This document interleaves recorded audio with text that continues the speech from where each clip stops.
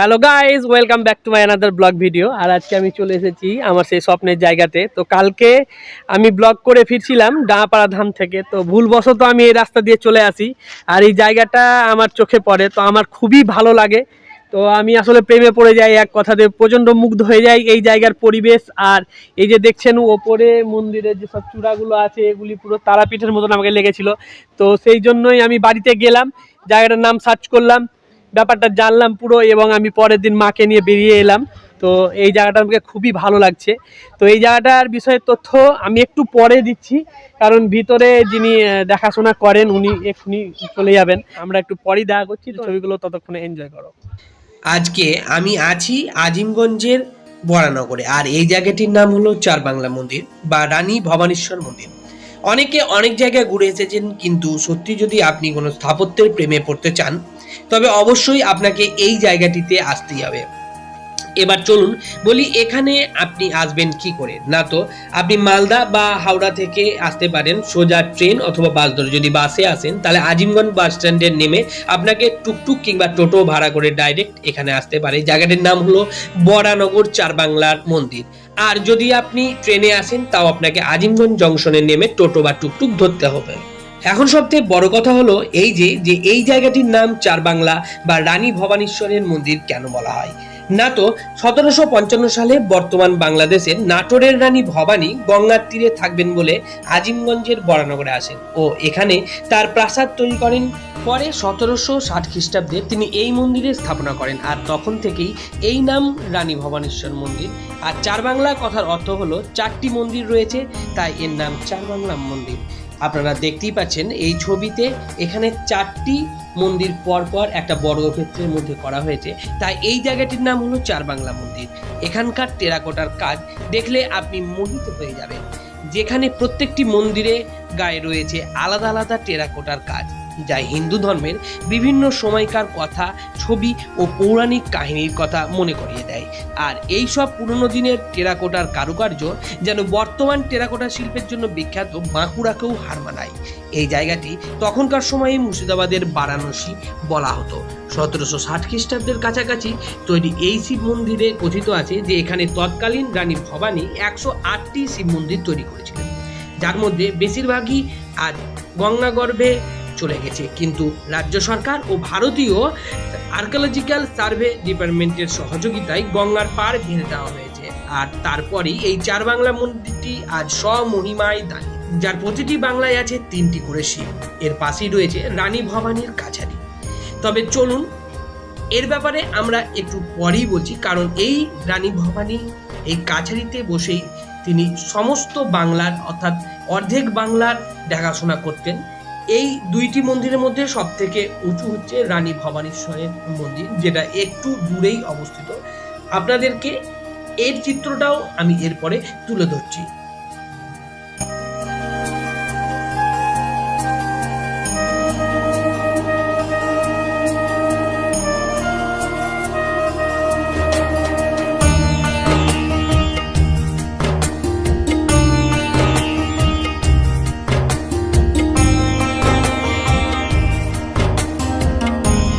সতেরোশো পঞ্চান্ন সালে যখন নাটোরের রানী ভবানী এখানে আসেন, তো তার 2 বছর পরে কিন্তু এই মন্দিরটা তৈরি করেন।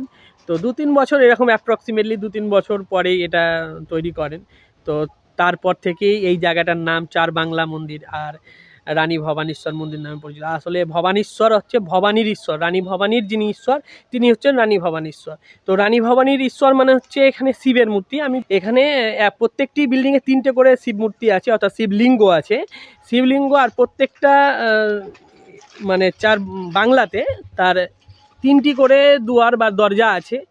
তো এখানে টোটাল 12টি শিবলিঙ্গ আছে। আর কথাতে শোনা যায় যে এখানে 108টি আগে মন্দির ছিল, তারপরে এখন গঙ্গার ভাঙনে চলে গিয়ে এখন এই 12টি শিব মন্দিরই দাঁড়িয়ে আছে। আর চারবাংলা এই যে আপনি দেখছেন এই যে ভিতরের জায়গাটা বর্গক্ষেত্রের মতন, কিন্তু 4টে বিল্ডিং এমন করে দাঁড়িয়ে আছে, খুবই সুন্দর স্থাপত্য কারুকার্য, যেটা আপনার টেরাকোটার শিল্পের একটা বিশেষ উন্নত নিদর্শন হয়ে আছে।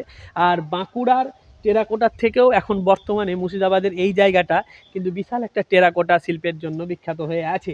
যদিও অনেকে এই বিষয়টা জানেন না, তো আমি বলছি যে আপনারা একবার এখানে আসুন, এলেই আপনি দেখবেন যে এখানকার যে আবহাওয়া, যে পরিবেশ, সেই পরিবেশে আপনি মুগ্ধ হয়ে গেছেন। আগে ভিডিও করতে যদিও দিত, কিন্তু এখন দিচ্ছে না, তো তাই আমি ভিডিওটা তোমাদের সামনে পুরোটা প্রেজেন্ট করতে পারছি না। তো যখন ভিডিওটা আবার যদি কোনো দিন দেয়, কিংবা ড্রোন ভিডিও এখানে মানা করা আছে আমি দেখেছি, তো দেখি যদি কোনো দিন সম্ভব হয় তোমাদেরকে আমি করে দেখাবো। এই জায়গাটা এখন ভারতীয় সার্ভে আর্কিওলজিক্যাল ডিপার্টমেন্ট থেকে নেওয়া হয়েছে, আর তাদের তত্ত্বাবধানেই পুরো মন্দিরটার দেখাশোনা হয়, লোক নিয়োগ করা হয়েছে।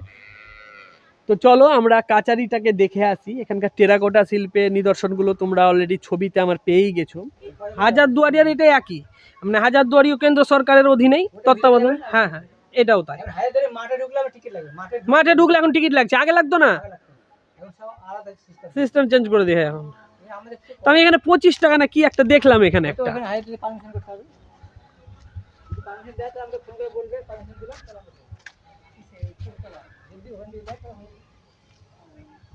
এখানে দেখতে পাচ্ছেন লেখা আছে ফটোগ্রাফি চার্জেস লেখা আছে। স্টিল ক্যামেরার জন্য কোনো কিছু নাই, video camera without stand, stand ছাড়া বলছে video camera and drone camera 25 টাকা। মানে ভিডিও ক্যামেরা যদি আপনাকে করতে হয় তাহলে 25 টাকা দিয়ে পার ডেতে আপনি ভিডিও ক্যামেরা এখানে করতে পারেন, ঠিক আছে। তো আপনি যদি মনে করেন যে আমি ক্যামেরা করব, ভিডিও করব, তো সেখানে 25 টাকা দিয়ে আপনাকে হাজারদুয়ারি থেকে পারমিশন নিয়ে আসতে হবে। এই কাচারি বাড়িতে কিন্তু রানী ভবানী নিজের সমস্ত কাজকর্মগুলো দেখাশোনা করতেন। তিনি ছিলেন অর্ধেক বাংলার অধীশ্বরী নিয়ে আসল কথা। তো পুরো বাংলাটাকেই তিনি নাটোরে বসে চালনা করতেন। তো হঠাৎ করে 1755 সালে ওনার মনে হয়েছিল যে আমি গঙ্গার ধারে এসে একটু থাকবো, কিছুদিন আনন্দ উপভোগ করব। তো এখান থেকে আসলে বাংলাদেশটা খুব কাছেই, তো সেই জন্য রানী ভবানী আজিমগঞ্জে আসে। আর আজিমগঞ্জে এসে এই জায়গাটাতে বরানগরে, এই জায়গাটার নাম বরানগরে কিন্তু এই বাসস্থান করে। আর তারপরেই এই মন্দিরে পুরোটাই ধ্বংসপ্রায় অবস্থা। এর ইট এবং বালি, মানে বালি তো না, চুনসুরকি দেখলেই তোমরা বুঝতে পারবে এর পরিস্থিতিটা কীরকম হয়ে আছে। ছাদ এখন আর নাই, তো বাদবাকি যেগুলো আছে সেগুলো সবই হয়ে আছে।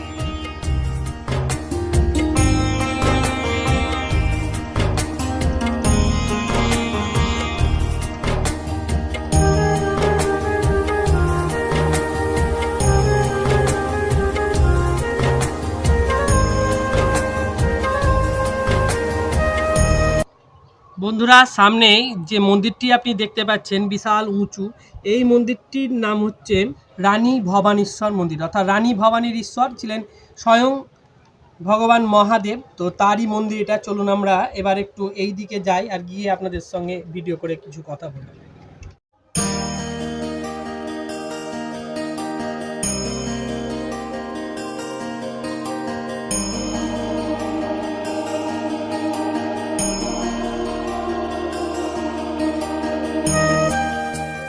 আমার পিছনে যে মন্দিরটি দেখতে পাচ্ছেন সেটি হচ্ছে রানী ভবানীশ্বরের মন্দির। আসলে রানী ভবানী তার স্বামী মারা যাওয়ার পরে তার ভক্তি মহাদেবের ওপরে বৃদ্ধি পায়, আর তারপরই তিনি মহাদেবের বিভিন্ন মন্দির এখানে নির্মাণ করেছেন। আমার পিছনে যে মন্দিরটি আপনি দেখতে পাচ্ছেন সেই মন্দিরটি হচ্ছে এই এলাকার মধ্যে, অর্থাৎ রানী ভবানী এই আজিমগঞ্জ এলাকার মধ্যে যতগুলি মন্দির তৈরি করেছেন তার মধ্যে সর্ববৃহৎ মন্দির। আর এই মন্দিরটিকে দেখতে পুরো উল্টো পদ্ম ফুলের মতো, আর এইটা অষ্টভুজাকৃতি মন্দির এবং এর আটটা দিক আছে, অর্থাৎ আটটা এর যে দরজা, এর আটটা দরজা বা খোপ রয়েছে। আমরা ওর কাছাকাছি গিয়ে ভিডিওটা করার চেষ্টা করব আর আপনাদের সঙ্গে শেয়ার করব। তো সবশেষে যদি ভালো লাগে তবে অবশ্যই আমার চ্যানেলটাকে লাইক, শেয়ার এবং সাবস্ক্রাইব করে দেবেন।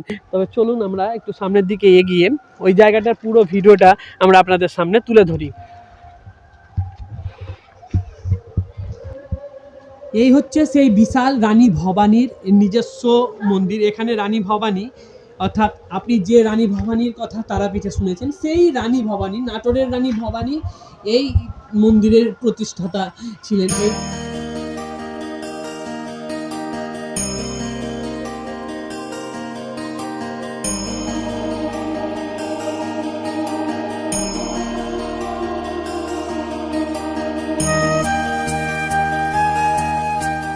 আর সত্যি আমি বলবো কি যে আপনারা যদি পারেন, সম্ভব হয়, আপনারা এই জায়গাটাতে আসুন।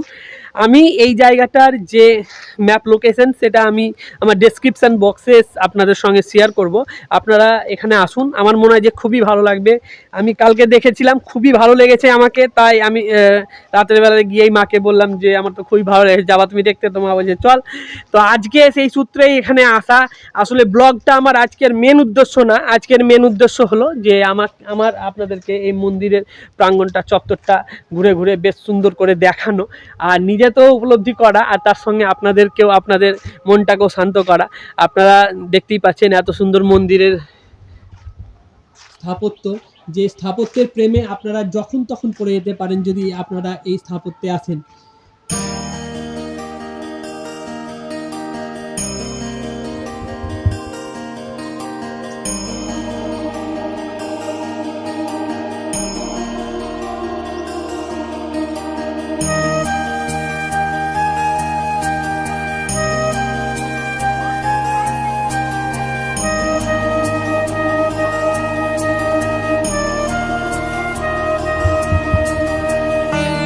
তো আজকের পুরো ভিডিওটা, ব্লগটা আমার এই বরানগর গ্রামের এই রানী ভবানীশ্বর মন্দির ও আমার এই দিকের এই যে পিছনের দিকে এর যে চার বাংলা মন্দির, এইটার ব্যাপারই ছিল।